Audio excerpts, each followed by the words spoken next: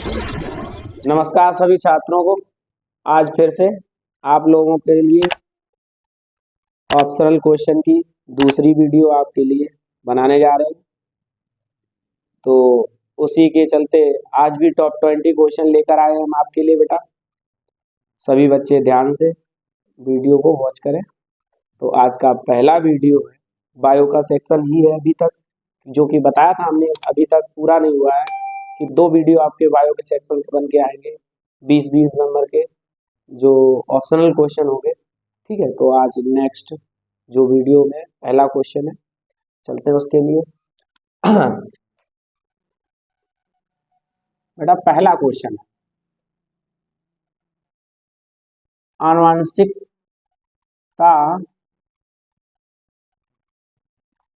के जनक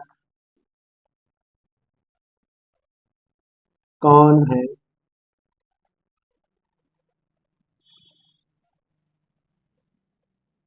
और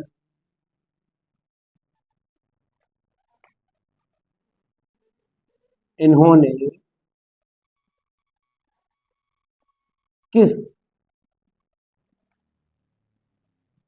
उद्यान पौधे पर अपनी खोज की? तो पहला क्वेश्चन है, आनुवंशिकता के जनक कौन है? ये आपको जो चैप्टर जेनेटिक है, हेरिडिटी, वहां से लिया गया है। बहुत ही अच्छा क्वेश्चन है और इसमें हमने 2 क्वेश्चन इंक्लूड कर दिए बेटा। एक तो बोल दिया आपने आनुवंशिकता के जनक कौन है, हुज फादर ऑफ जेनेटिक, और दूसरा क्वेश्चन उन्होंने इसी में लगा दिया कि इन्होंने किस उद्यान मतलब जो पौधा है उसके ऊपर अपना एक्सपेरिमेंट किया, अपनी खोज की। तो बेटा आनुवंशिकता के जनक हैं, उनका पूरा नाम है ग्रेगर जॉन मेंडल। क्या नाम है इनका? Gregor John Mendel. और आप याद रखें, इन्होंने जिस पौधे पर अपनी रिसर्च की है, खोज की है, वो है मटर। इसका बॉटनिकल नेम है पाइसम सैटाइवा। ठीक है, नोट कर लें अगर समय मिले आपको। आपका दूसरा क्वेश्चन, मादा का जीनोटाइप क्या कहलाता है?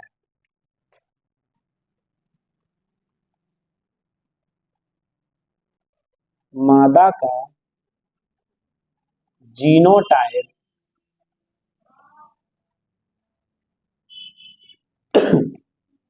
युग्मक क्या कहलाता है?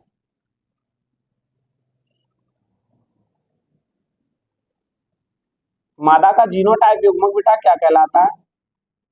ध्यान रखें, आपको इसको एक्स एक्स से डिनोट करते हैं। किससे करते हैं? एक्स एक्स से।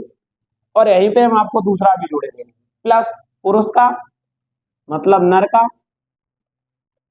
वो हो जाएगा बेटा एक्स वाई। ठीक है, ये दोनों जीनोटाइप हैं, ये मादा को दर्शाता है और ये नर को दर्शाता है। किसमें? मानव में। जीन शब्द का प्रयोग किसने किया? बेटा जीन शब्द का प्रयोग किसने किया?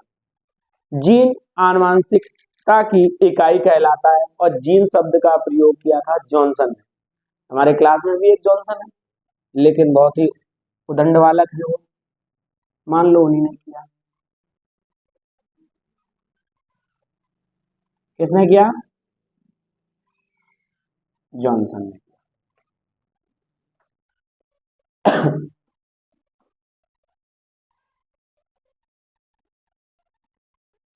ठीक है,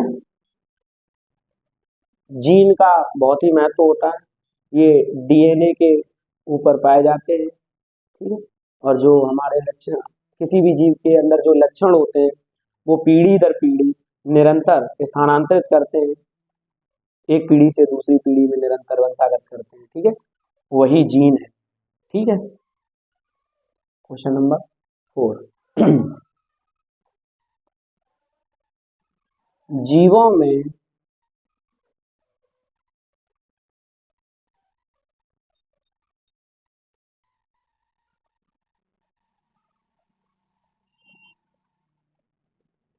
आनुवांशिक पदार्थ क्या कहलाता है?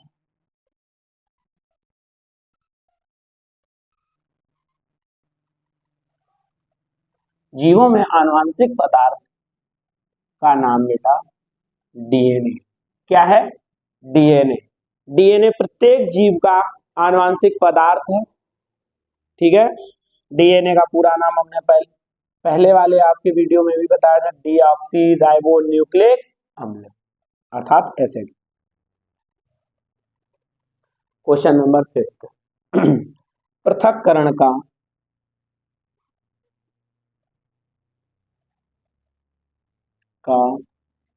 नियम किसके द्वारा प्रस्तुत किया गया? तो भैया जो पृथक्करण का नियम है, मेंडल साहब जो थे उन्होंने जो रिसर्च की और उनके नियम प्रतिपादित हुए। एक संकर संकरण से प्रभावता और पृथक्करण का नियम है, दो संकर संकरण से जो उनका नियम है वो स्वतंत्र अवयवन का है। तो यहाँ इसने पूछा है पृथक्करण का नियम किसके द्वारा प्रस्तुत किया गया है, तो मेंडल ने ही ये नियम दिए थे और उनमें से एक है पृथक्करण। इसे युग्मकों की शुद्धता का नियम भी कहा जाता है। नेक्स्ट क्वेश्चन आपका, एक संकर संकरण का प्रारूपी अनुपात कितना होता है? एक संकर संकरण का प्रारूपी अनुपात कितना होता है? जब एक संकर संकरण का प्रारूपी अनुपात कराया जाएगा तो जैसे कि हमने आपको बताया था, उन्होंने शुद्ध युग्मक लिए थे पौधों में, एक शुद्ध लंबा था पौधा और एक शुद्ध बौना पौधा था जो कि मटक थे, उन्होंने डिनोट कर दिया capital T capital T small T, capital T small T. जब इनका आपस में संकरण कराया था तो जो युग्मक निकल के आए थे प्रारूपी अनुपात में, हम आपको करके भी बताए दे रहे हैं। जैसे कैपिटल टी का कैपिटल टी के साथ क्रॉस कराया तो कैपिटल टी यहाँ पर प्रभाविता का नियम फॉलो हो रहा है, बिल्कुल शुद्ध युग्मक। और इसका ही जब उधर कराया तो कैपिटल टी स्मॉल टी यहाँ पर हाइब्रिड हो गया, संकर हो गया। फिर इस बार स्मॉल टी का नंबर आया, स्मॉल टी कैपिटल टी, यहाँ पर भी संकरण हो गया मामला, और capital T sorry small T. तो आपने देखा होगा यहाँ पर 4 प्रकार के युग्मक निकल के आए, ठीक है, जो यवन जनरेशन थी इनकी। तो एक तो शुद्ध लंबा आया निकल के, 2 संकर निकल के आए और एक भाई साहब निकल के आए शुद्ध बौने, है ना। हिमांशु ने पूछा था भैया शुद्ध बौने कहाँ से निकल रहे, तो ये निकल रहे हैं बेटा, ठीक है। तो इनका जीनोटाइप जो अनुपात होगा प्रारूपिक अनुपात 1:2:1 होगा, ठीक है।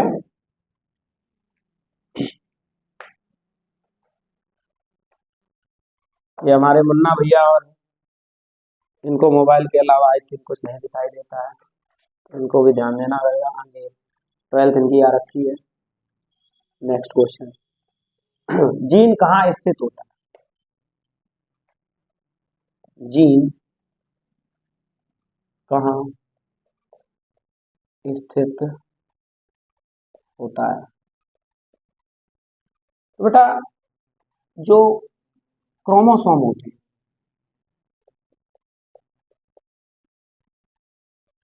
उनके ऊपर जीन उपस्थित होता है। अब क्रोमोसोम को ही बेटा, ये इंग्लिश में कह दिया मैंने, गुणसूत्र बोलते हैं इनको। क्या बोलते हैं? गुणसूत्र। क्वेश्चन नंबर 8,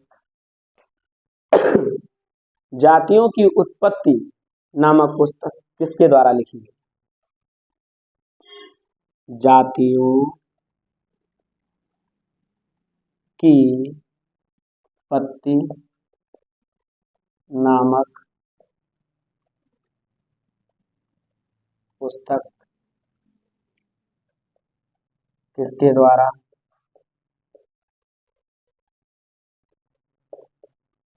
लिखी गई?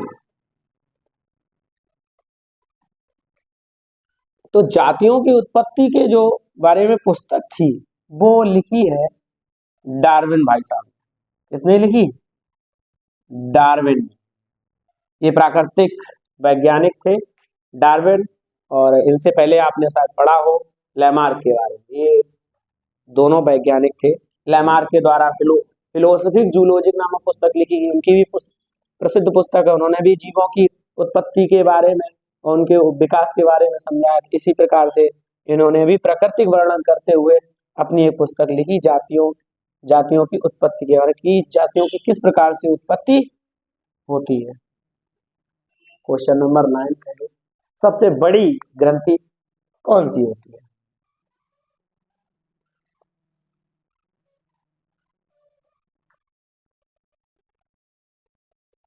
ग्रंथि कौन सी होती है?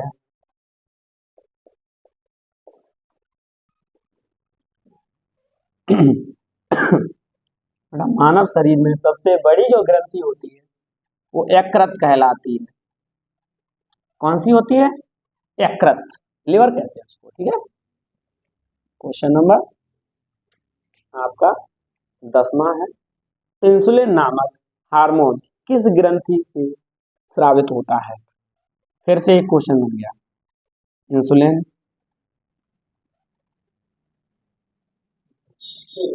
नामक हार्मोन किस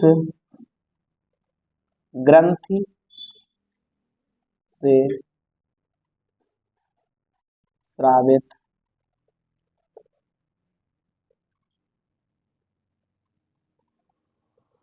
होता है? हाँ भाई शोएब, आज आपने मूवी देख ली 12th फेल? बता रहे थे शोएब कि भैया आज हमने मूवी देख ली 12th फेल, बड़ा इंस्पायर है आज। बता रहे थे हमने और पापा दोनों लोगों ने मिलकर देखी है। तो इंसुलिन नामक हार्मोन किस ग्रंथि से स्रावित होता है? अच्छा, अग्न्याशय से। बता दिया। चलिए, हमें तो लगा डमाडोल है मामला इनका। अग्न्याशय से।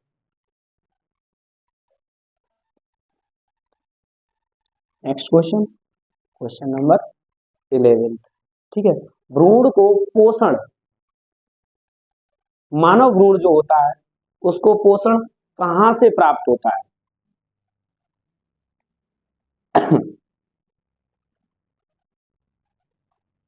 भ्रूण को पोषण कहां से प्राप्त होता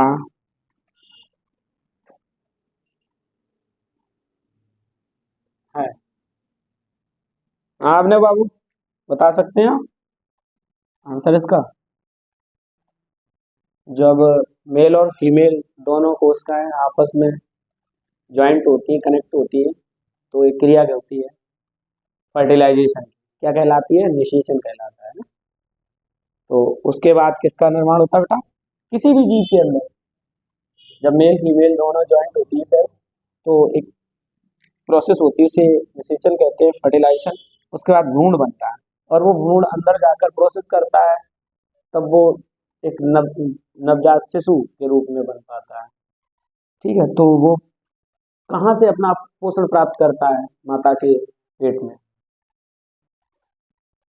अच्छा ठीक है, सही है, बिल्कुल अच्छा बताया इन्होंने भी, अपरा। अरे वाह, हमें लगता है आप ही स्टडी करके आए। अपरा अर्थात प्लेसेंटा।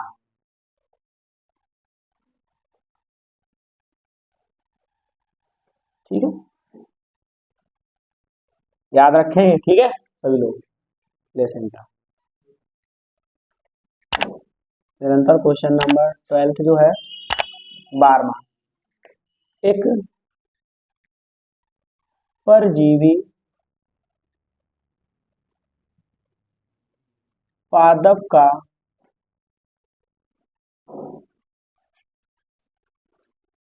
नाम लिखिए। पैरासाइट्स प्लांट पूछा है इसमें बेटा। परजीवी ऐसा पौधा जो दूसरे पौधे के ऊपर सर्वाइव करता हो, जीवन यापन करता हो, उसका नाम पूछा है। तो यहाँ पर, हाँ राघव, कौन सा है? टेप रूट, अच्छा टेप बार में होता है, अच्छा टेप बॉर्म। अमरवेल है, अमरवेल। आपने देखा होगा पौधों पे फैली रहती है, और जो पत्तियों के अंदर जो क्लोरोफिल होता है, मॉइस्चराइजेशन होता है, उसको चूस के खत्म कर देती है, और लगभग लगभग में पौधा डिस्ट्रॉय, मतलब सूखकर नष्ट हो जाता है। ठीक,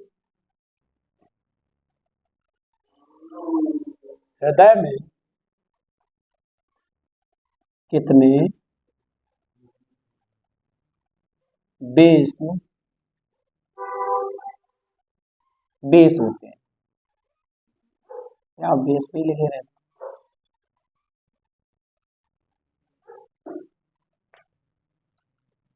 how many chambers in heart?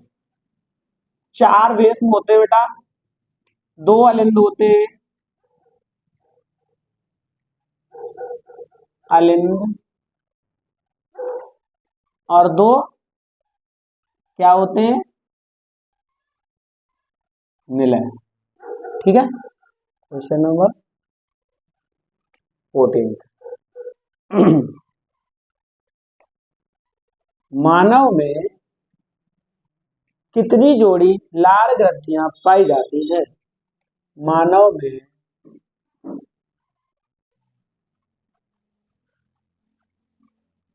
कितनी जोड़ी लार ग्रंथियां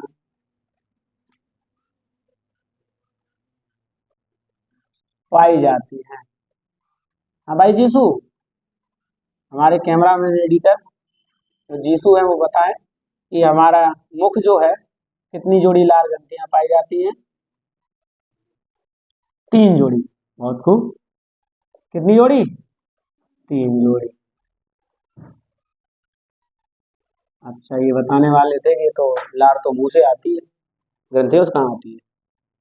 नहीं बेटा, ग्लैंड्स होती है यहाँ पर, 3 इस साइड को होती हैं और 3 इस साइड को होती है। ठीक है, मानव हृदय तंत्र सूत्र। अच्छा,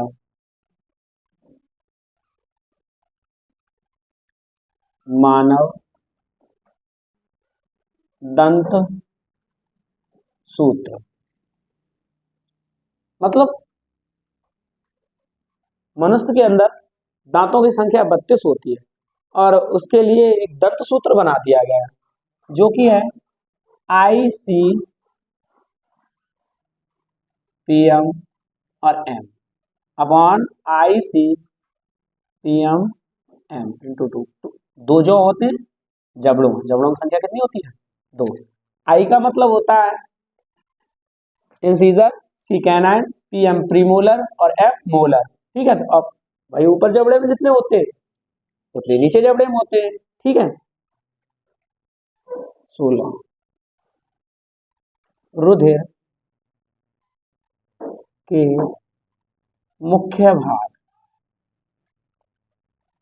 भाग होते हैं, ये डिफाइन करना पड़ेगा हमें भी थोड़ा सा, है ना बेटा?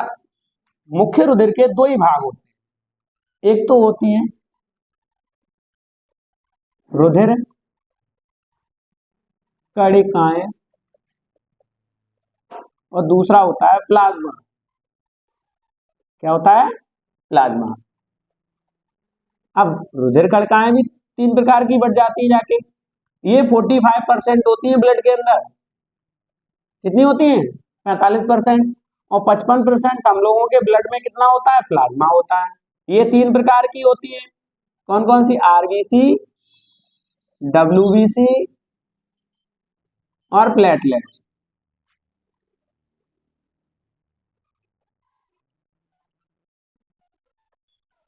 RBC, WBC, platelet. ये ग्रेनुलोसाइट्स, एग्रेनुलोसाइट्स होती है। उसमें मोनोसाइट्स, सैक्रोफाइट्स, एसिनोफिल्स, वेसोफिल्स, ये सारी इसके अकॉर्डिंग आती है। वो 12th में जाके हम आपको बताएं क्लियर करके, ठीक है। लगभग स्वस्थ मनुष्य में 7 से 8 लीटर ब्लड की मात्रा पाई जाती है, जो कि अप्रोक्स अगर बोला जाए 90 किलो कार्बन मनुष्य होना चाहिए।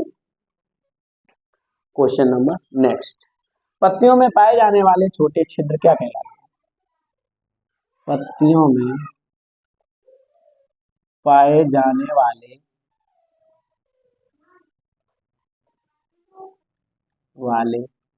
छिद्र क्या कहलाते हैं? याद रखें, थोड़ा नीचे हम करने बेटा, कर लें। पत्तियों में छोटे छोटे छिद्र होते हैं जिनमें बाष्पोत्सर्जन की दर घटती है और बढ़ती है। जो पौधे में जल का नियमन करते हैं उन्हें रंध्र कहते हैं। क्या कहलाते हैं? रंध्र, अर्थात स्टोमेटा।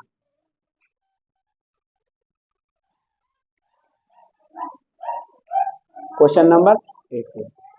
मानव हृदय परिसंचरण तंत्र की खोज किसने की? मानव हृदय मानव रुधिर परिसंचरण तंत्र, सही। मानव रुधिर परिसंचरण तंत्र की खोज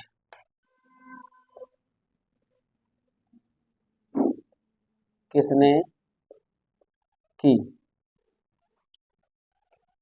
ये महान थे, इनका नाम है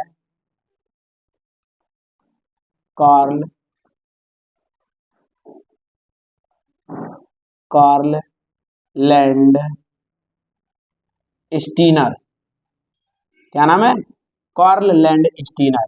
इन्होंने रुधिर परिसंचरण तंत्र की खोज की थी। इन्होंने ही बताया था हम लोगों के अंदर जो ब्लड ग्रुप होता है वो किस प्रकार से बटा हुआ होता है। 4 प्रकार बता दिए थे इन्होंने, ए बी, बी और ओ। ओ जो ब्लड ग्रुप होता है बेटा वो सर्वग्राही होता है और सर्वदाता होता है ओ, और सर्वग्राही क्या कौन सा होता है? ए बी होता है, ठीक है। Next question. मानव की लार में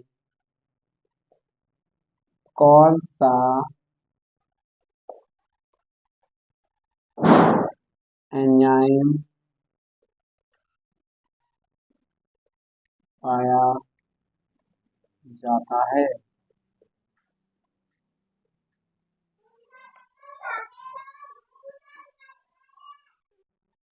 तो ये बेटा लाइसोजाइम,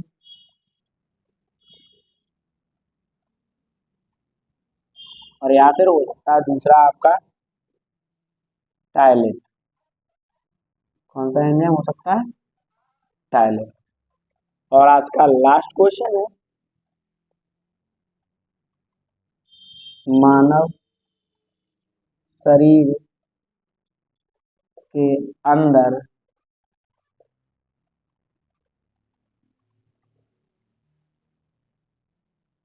मास्टर ग्रंथि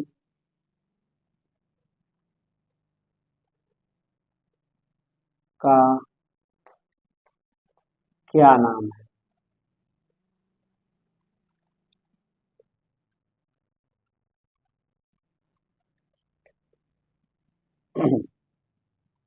उस ग्रंथि का नाम है बेटा प्यूस पिट्यूटरी भी बोलते हैं इसको।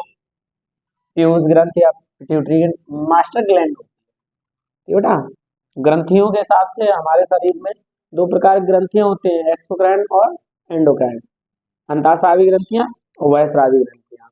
हम आपको जाते जाते बता रहे ग्रंथि के बारे में, टॉपिक छिड़ गया तो जो घेंगा रोग है वो किस पदार्थ की कमी से होता है? हम लोगों में आयोडीन नामक पदार्थ होता है जिसके कारण घेंगा रोग हो जाता है। और यहाँ पर जो ग्रंथि होती है एच आकार की, जिसे थायराइड ग्रंथि कहते हैं, और जिससे थायरॉक्सिन हार्मोन का स्राव होता है वो कम रिलीज होने लगता है, जिससे ग्रोथ भी आपने देखा होगा कुछ बच्चे बौने टाइप के होते हैं, उनकी ग्रोथ भी रुक जाती है इसी से। और ये ग्रंथि एच आकार की यहाँ पे ट्रेकिया पे होती है, ये अपने आकार में फूल कर बड़ी हो जाती है और ये जो गला है वो काफी भारी हो जाता है और अंतिम चरण में अगर इलाज ना सही हो पाए तो मृत्यु हो जाती है ऐसी स्थिति में व्यक्ति। तो आज हमने आपके सामने कंटिन्यू बायो का सेकंड पोर्शन था टॉप 20 का, सभी बच्चों के लिए लेकर आए। और आज आपका बायो सेक्शन कक्षा 10 के लिए साइंस से कंप्लीट हो चुका है। मेरा मानना ये है कि शायद है कोई ऐसा क्वेश्चन नहीं है जो इनसे आउट हो जाए। अगर आउट होता है तो मुश्किल है, नहीं होना चाहिए, एक भी क्वेश्चन आउट नहीं होगा, बशर्ते आप ध्यान से इसको नोट करें, पढ़ लें अच्छे से और अच्छे से सब्सक्राइब भी कर लें। मेरा मानना है कि आज हमने कहा था बच्चों से चैनल को लाइक भी कर दिया करें कभी कभी वीडियो को, और सब्सक्राइब भी कर लिया करें। थैंक्स। नेक्स्ट जो आपका सेशन होगा फिजिक्स का होगा, उससे भी आपके टॉप 20 के 2 वीडियो आएंगे और फिजिक्स के होंगे जो, उसके बाद कंटिन्यू केमिस्ट्री के। थैंक यू, मिलते हैं नेक्स्ट वीडियो में बच्चों, बाय।